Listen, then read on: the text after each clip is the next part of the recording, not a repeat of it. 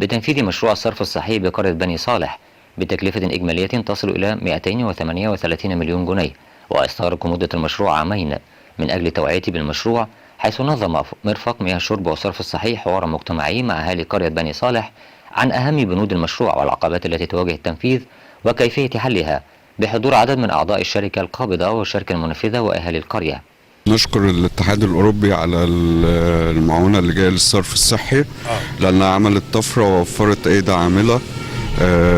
وبنشكر شركة المياه لأنها بترد على التساؤلات بتاع أهل القرية من المخاوف اللي عندهم، ومدة تنفيذ المشروع هتبقى 2 سنين، ودي مدة قصيرة جدا، وإن شاء الله خير. اللقاء النهارده كان مثمر طبعا، مثمر إن شاء الله وليه نتائج حلوة. صراحة ابتداء يعني بنك إعادة المال الأوروبي بينقل بني صالح نقلة نوعية من بيجعل المواطن من حيز المراقبة إلى حيز التفاعل. المواطن شريك في التخطيط، شريك في العمل، شريك في المراقبة. بشكر القائمين على المشروع، وبشكر السيد المحافظ بإشرافه على المشروع وشركة المية.